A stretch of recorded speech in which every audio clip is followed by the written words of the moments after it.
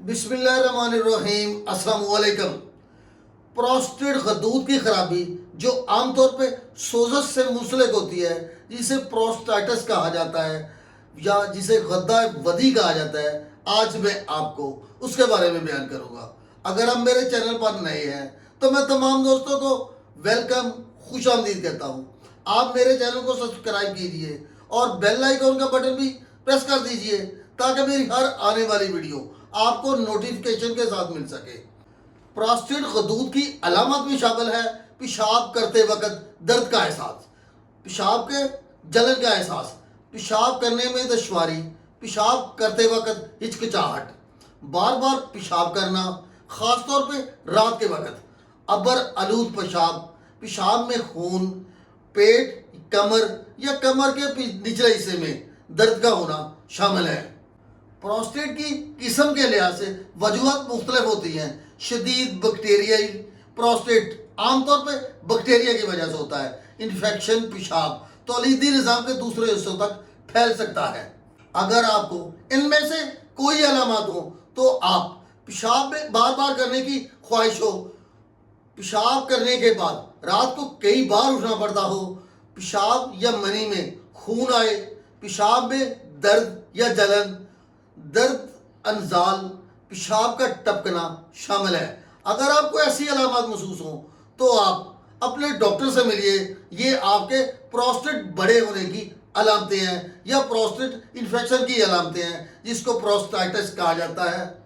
Prostate غدود مردوں میں مثانہ کے بالکل نیچے واقع ہوتا ہے۔ مثانے سے نکلنے والی نالی، پیشاب کی نالی پروسٹیٹ سے ہو کر گزرتی ہے۔ پروسٹیٹ کا سب سے اہم کام ایک سیال کی پیداوار ہے جو خصیوں کے سپرم سیل اور دیگر غدودوں کے ساتھ مل کر منی بناتا ہے۔ پروسٹیٹ کے پٹھے اس بات کو یقینی بناتے ہیں کہ منی کو زبردستی پیشاب کی نالی میں دبایا جائے اور پھر انزال کے دوران منی کو باہر نکال دیا جائے۔ پروسٹیٹ رطوبتیں پیدا کرتا ہے جس میں zinc, citric acid, calcium, phosphate اور دیگر انزائم شامل ہوتے ہیں۔ اب آپ کو ایسی علامات موجود ہوں تو آپ ہومیوپیتھک ادویات استعمال کیجئے۔ ہومیوپیتھک کی قدرتی ادویات آپ کو مکمل شفا دیں گی۔ بوڑھوں میں پروسٹیٹ کے غدود بڑھ جائیں تو اس کی بہترین دوائی، یادداشت کھو چکے ہوں، قلبی مسائل کا شکار ہو، دماغی نظام میں خرابی ہو، مریض دل کے مسائل کا شکار ہو، نبض کمزور ہو، وقفے سے پیشاب آئے تو آپ برائٹا کار کو استعمال کیجئے۔ برائٹا کار کو 30 طاقت میں 5 قطرے دن میں 3 بار استعمال کیجئے۔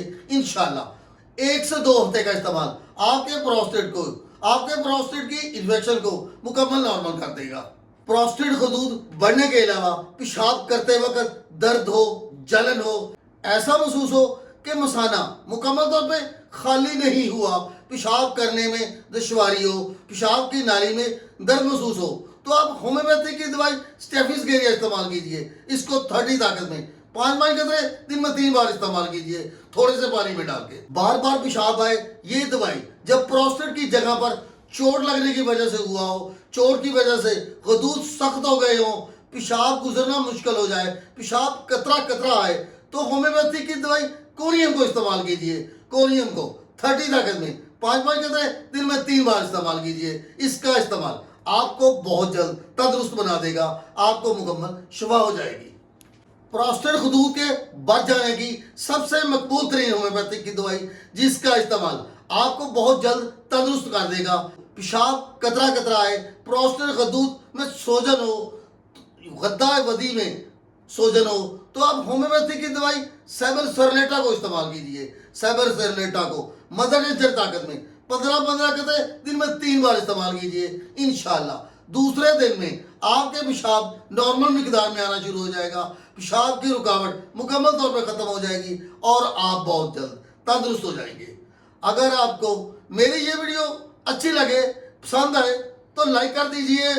خوش رہیے، شاد رہیے، آباد رہیے اور ہمیشہ مسکراتے رہیے۔